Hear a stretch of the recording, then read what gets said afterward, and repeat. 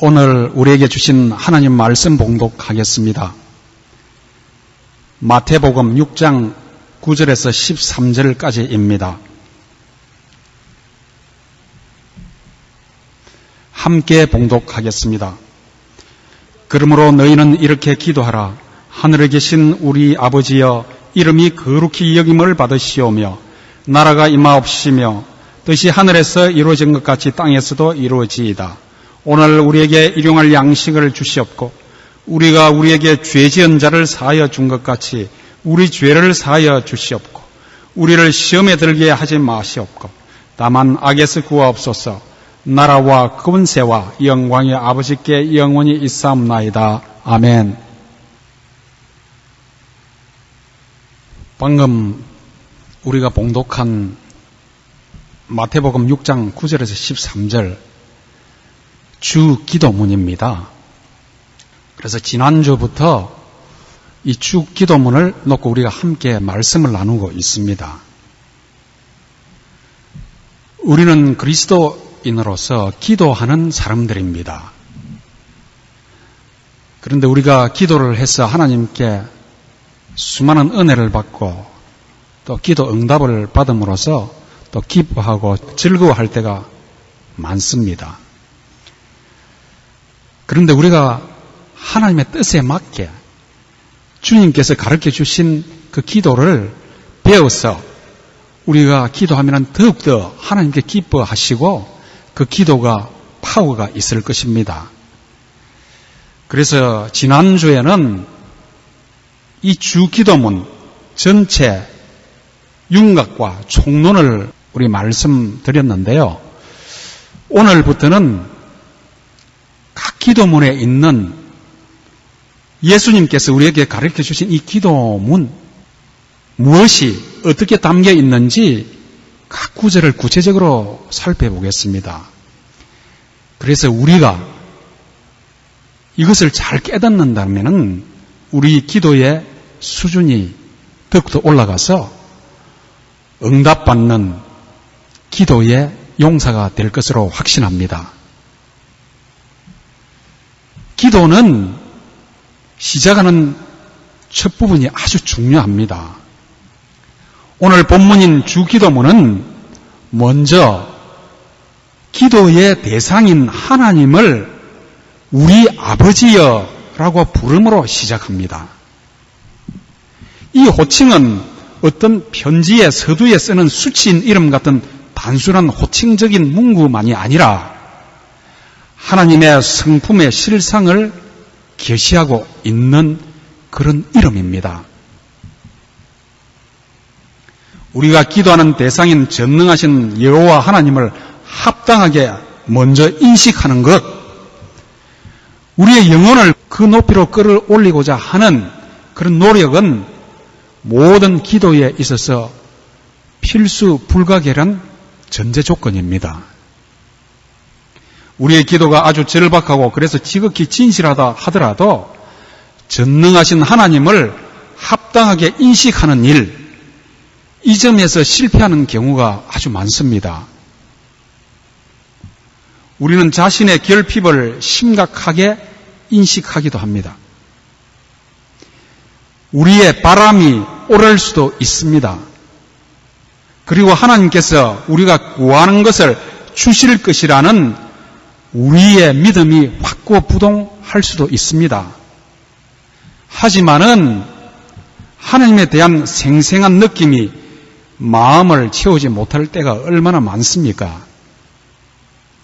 우리도 모르는 사이에 아무 생각 없이 단순히 우리가 절박한 마음으로 기도할 때가 얼마나 많습니까?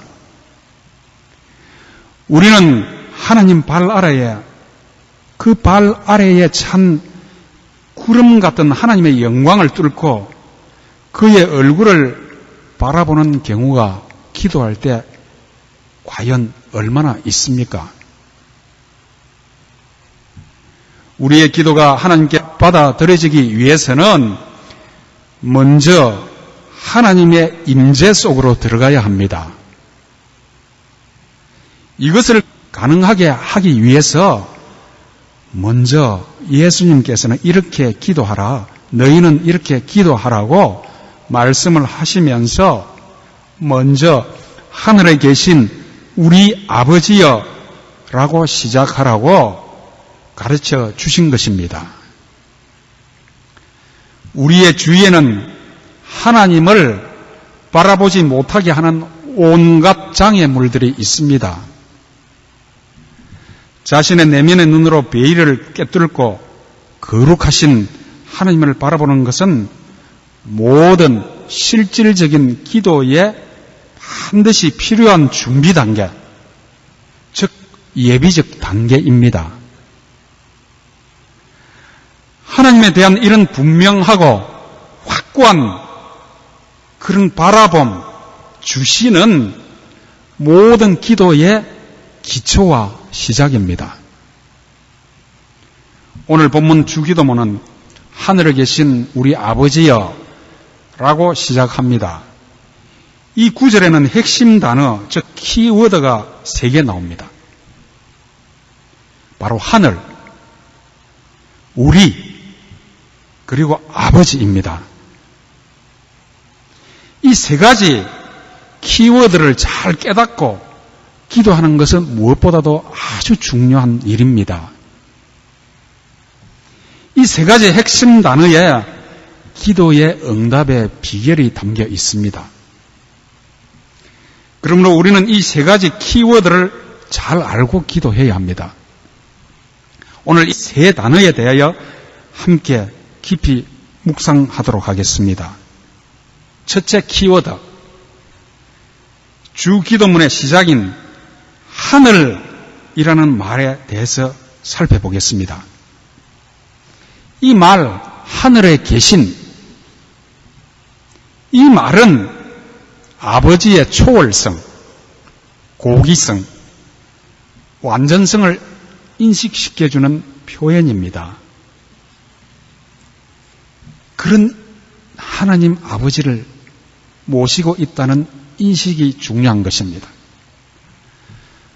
본문에서 하늘이라는 말의 헬라어 우라노스는 복수 명사로 기록되어 있으며 문자 그대로 하늘들입니다. 당시 히브리나 헬라 문화에서는 하늘을 복수로 여겼습니다. 하늘이 여러 가지 단계로 있다고 이해를 했습니다. 유대인들은 하늘을 삼층천으로 보았습니다. 그들은 우리가 바라보는 새들이 날아다니는 대기권, 그 위에 천사들이 활동하는 승천권, 제일 높은 곳인 하나님이 거하시는 천국의 개념, 하늘의 개념으로 보았습니다. 그래서 유대인인 사도 바울은 고린도후서 12장에서 하나님이 거하시는 셋째 하늘에 올라간 경험을 고백하고 있습니다. 그래서 삼층천이라고 표현하고 있습니다. 그러므로 오늘 본문에서 말하는 하늘은 천문학적, 물리학적 하늘이 아니며 우리가 바라보는 창공과 같은 어떤 공간을 말하는 것이 아닙니다. 그것은 상징적, 영적 의미의 하늘로서 하나님이 계신 신적인 공간들을 의미합니다.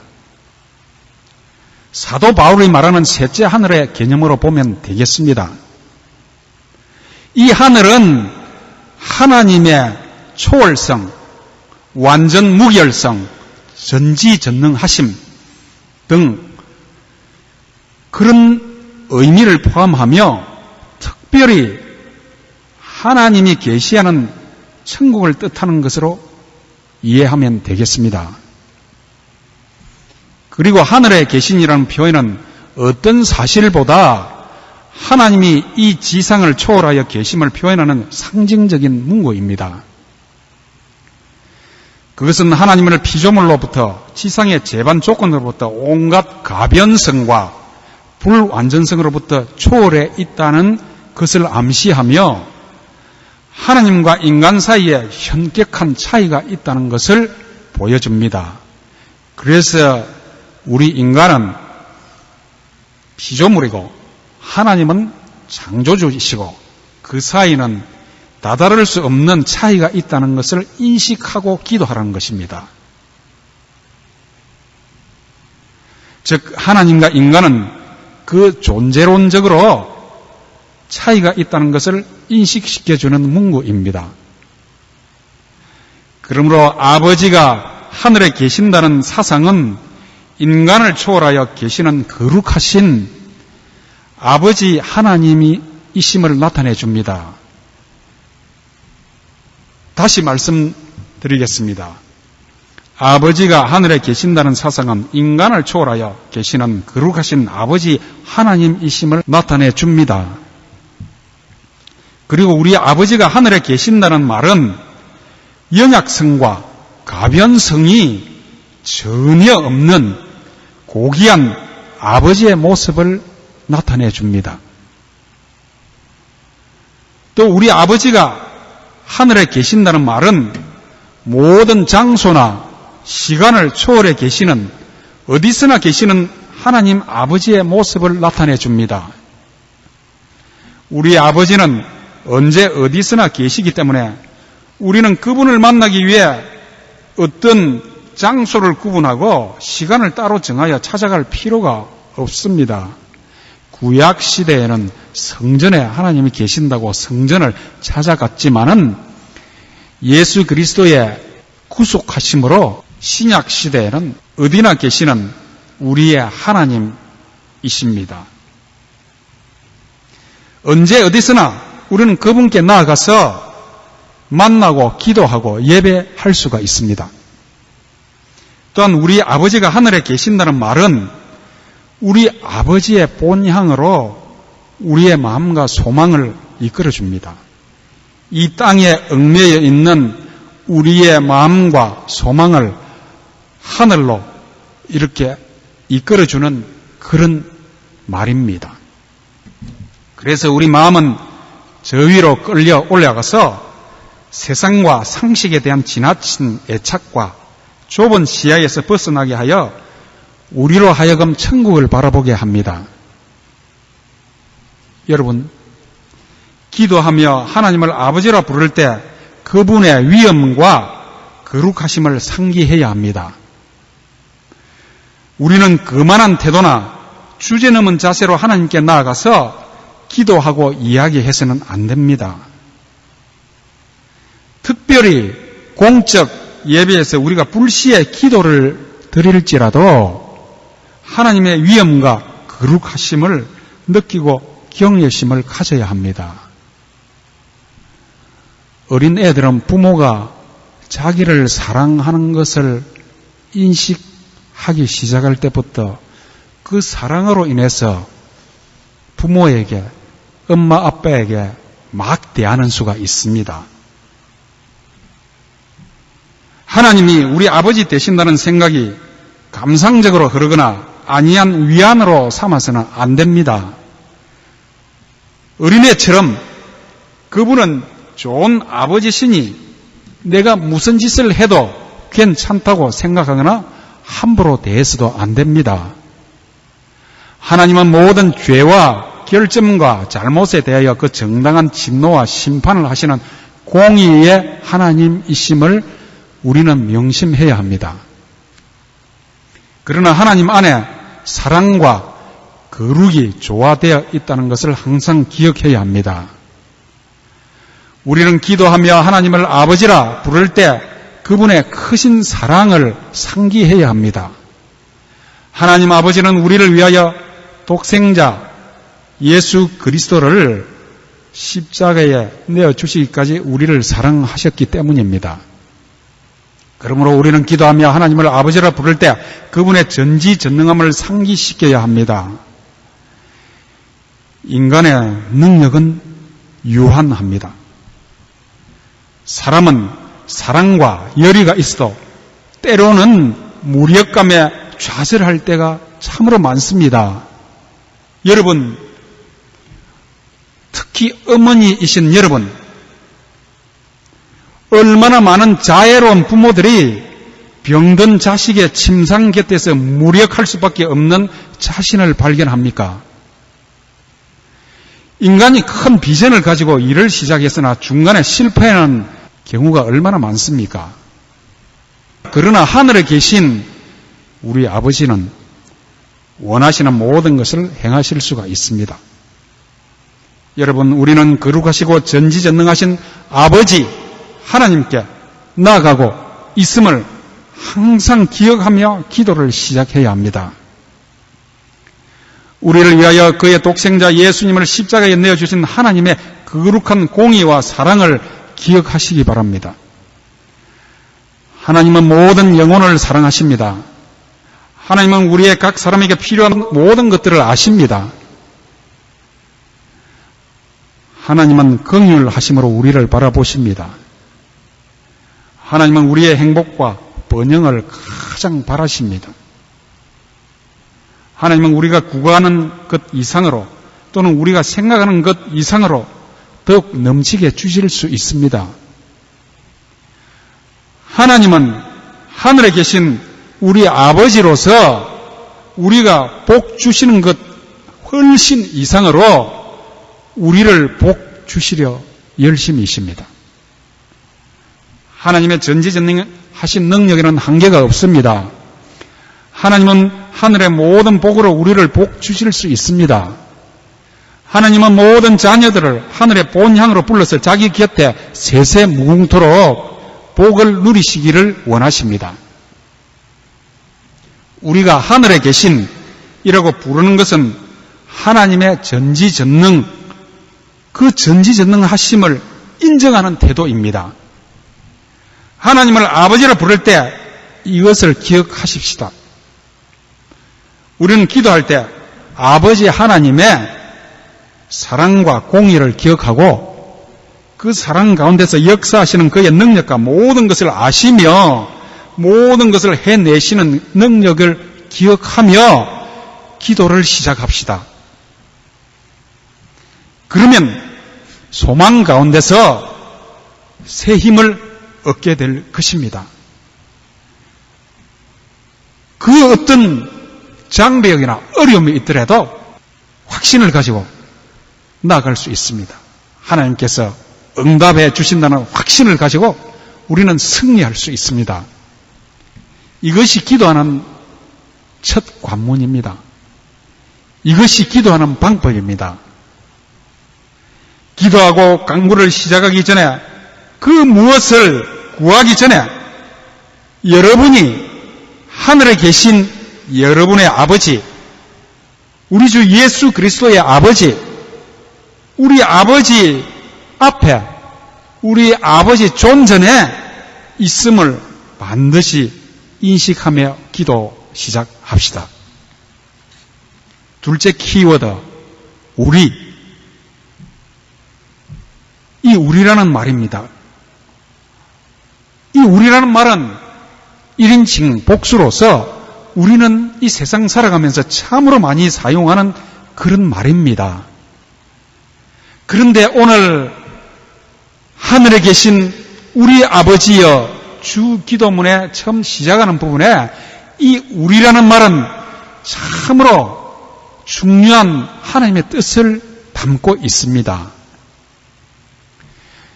본문에서 우리 아버지라는 이름은 우리 그리스도인들, 신자들의 형제애와 공동체성, 곧 천국 자녀들을 한 가족으로 묶어주는 표현입니다.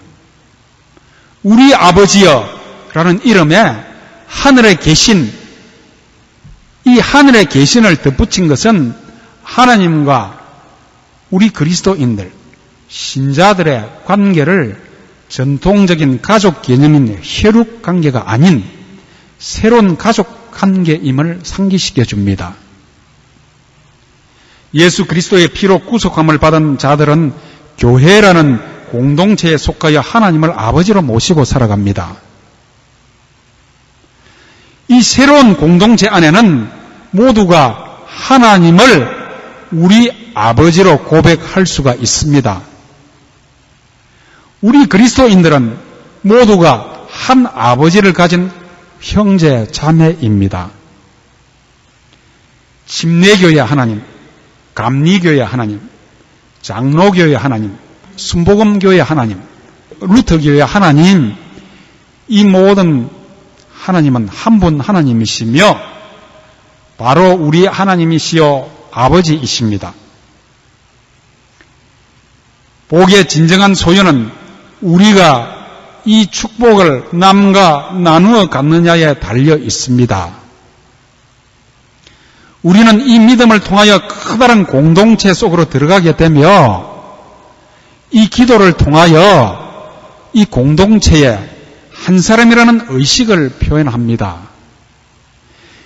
이 공동체 의식이 우리 기도에 미치는 효과는 기도에서 이기적인 마음을 깨는 역할을 하게 되는 것입니다. 곧 천국 자녀들의 기도를 자기의 기쁨과 필요만을 구하는 이기적 몰입에서 벗어나게 하는 역할을 하게 되는 것입니다. 우리는 다 하나님 아버지를 섬기는 한 가족입니다. 여러분, 우리는 개인적인 적대 감정, 허영심, 이기심, 남과의 경쟁심 등 여러 가지 소용돌이 속에서 형제 애를 잊어버리는 경우가 너무나 많습니다. 인종의 차이, 교육의 차이, 직업의 차이, 정치적인 성향의 차이, 지방색 등에서 일어나는 관념의 차이는 우리를 뿔뿔이 흩어지게 만듭니다. 부와 학력과 지위의 차이, 이런 차이는 우리를 서로 멀어지게 만듭니다. 우리 신앙의 관념의 차이가 종종 우리를 갈라놓고 가슴 아프게 만듭니다. 그러나 우리가 하나님을 우리 아버지라고 말할 때 이 모든 것은 말끔히 사라지게 되어 있습니다. 이 기도를 드리다가 우리 선대 세대, 무덤 속에 들어간 여러 세대들을 한번 생각해 보십시오. 이 기도는 하늘에 권한 얼마나 놀라운 예언입니까? 하늘에서 모든 사람들이 함께 모여서 서로가 한 아버지 밑에 있는 형제들임을 더욱 깊게 느끼게 될 것입니다. 그리고 이것, 기도에서 우리 아버지라는 표현은 인간들 사이에 진정한 동포애를 심어주는 그런 유일한 토대입니다. 이 세상은 참으로 이기적입니다. 이 세상은 참으로 남들에게 매정합니다. 그러나 우리는 한 형제, 자매로서 하나님을 우리 아버지라고 부름으로써 우리는 한 형제, 자매로서 서로가 화합하며 동포애를 가질 것입니다. 셋째 키워드, 아버지입니다. 모든 기도는 하나님이 우리 아버지 되신다는 인식에서 출발해야 합니다. 하나님이 아버지라는 사실은 하나님의 생명이 우리에게 전달되고 하나님이 아버지처럼 자애로운 분으로 우리와 친족 관계를 맺고 있다는 것을 의미합니다. 하나님이 우리 아버지 된다는 것은 무엇을 의미합니까? 그것은 첫째, 성경은 하나님에 대해 만물을 창조하신 만물의 아버지라는 뜻을 내포하고 있습니다. 하나님은 흙으로 사람을 만들어 그 코에 생기를 불어넣어서 자기 형상 곧 하나님을 닮은 우리 사람을 창조하셨습니다. 바울은 에베소서 3장 14절과 15절에서 하나님을 이 세상의 창조주 되신 능력의 하나님이라는 의미로 하늘과 땅에 있는 각 족속에게 이름을 주신 아버지 앞에 무릎을 꿇고 비노니라고 기도했습니다. 따라서 아버지라는 이름은 1차적으로 생명의 원천이라는 개념을 담고 있으며 부차적으로 사랑으로 돌보신다는 개념을 내포하고 있습니다. 둘째, 유대인들은 하나님에 대해 보다 깊은 의미로 아버지라는 이름을 사용했습니다. 모세는 신명기 14장과 32장에서 여호와 하나님을 이스라엘의 아버지라고 묘사했습니다. 이사야서 64장 8절에서 이사야는 여호와여 이제 주는 우리 아버지시니이다. 우리는 진흙이고 주는 토기장이시니 우리는 다 주의 손으로 지으신 것이라고 말했습니다. 이러한 표현은 하나님이 우주 및 인간의 창조주라는 근거에서 하나님과 부자관계를 나타내는 것만이 아닙니다. 이스라엘 백성에게 있어서 하나님의 아버지 되심은 자연적 상태나 특성보다 그들에 대한 하나님의 선택과 구속에 그 근거를 두고 있습니다. 셋째, 하나님의 아버지 되심의 기독교적인 개념은 이 모든 것보다 훨씬 더 깊은 의미를 포함하고 있습니다. 모든 인간이 하나님으로부터 생명을 얻고 하나님의 형상대로 창조되었으며 하나님의 사랑의 대상이 된다는 점에서 인간이 누구나 하나님의 자녀라는 것은 사실입니다. 이러한 보편적 부자관계와 육적 이스라엘의 선택적 부자관계 외에 차원이 더 높은 또 다른 부자관계가 있습니다. 그것이 우리 그리스도인의 아버지, 우리 그리스도인의 하나님이십니다. 그것은 새로운 영적 출생이 있어야 형성될 수 있는 가장 깊은 의미에서 아버지 되심과 아들 됨의 관계가 존재합니다. 그래서 요한복음 1장 12절에서 영접하는 자, 곧 그 이름을 믿는 자들에게는 하나님의 자녀가 되는 권세를 주셨으니 라고 한 것입니다. 이것이 진정한 기독교적인 실질적인 부자관계입니다. 그러므로 하나님의 자녀, 곧 예수 그리스도를 믿음으로 말미암아 양자가 된 자들만이 진정으로 하나님을 우리 아버지, 아바 아버지라고 부를 수 있고 이 기도를 드릴 수 있습니다. 히브리어로 아버지, 우리말로 아빠라는 말이 우리말과 거의 유사합니다. 이것서 성경에는 아바 아버지라고 되어 있는데 이 아바가 히브리어로 아빠입니다. 발음이 아빠라고 합니다. 엄마도 우리말로 엄마, 어머니 엄마인데 히브리어로 임마입니다. 임마, 엄마, 임마입니다. 예수님께서도 겟세마네 기도에서 이 말 아버지, 즉 아바라고 표현했습니다. 오늘 본문의 주기도문 아람어 원문에도 아버지를 아바라고 기록하고 있습니다. 예수님은 하나님을 아바라고 부르므로 완전히 새롭게 하나님께 접근하는 방식을 가르치시고 계십니다. 아빠라는 어린애답고 친근한 용어를 기도에서 사용한다는 것은 완전히 새로운 것이며 유대인들에게는 생소한 것입니다. 고대 유대주의가 난 신앙에 관한 모든 문서에서도 아바가 하나님을 부르는 방식으로 사용된 경우가 없습니다. 그러나 예수님께서는 유대인들에게는 생각조차 할 수 없고 어린애답고 친근한 용어 아빠를 기도에서 사용하신 것은 예수님과 하나님의 독특한 관계를 표현한 것입니다. 그것은 아버지에게 향한 예수님의 신뢰와 순종의 태도뿐 아니라 비할 데 없는 권위를 표현한 그런 말입니다. 예수님께서는 그의 제자들에게 이 주기도문을 가르쳐 주실 때 그들에게 자기를 따라 하나님을 아바라고 부르는 권세를 주시고 그렇게 함으로써 그들을 하나님의 아들인 자기의 지위에 동참하게 하셨습니다. 이제 하나님은 우리의 아버지가 되십니다. 인간은 그 누구도 이런 자격이 없으면 하나님을 아버지, 아바라고 부를 수가 없습니다.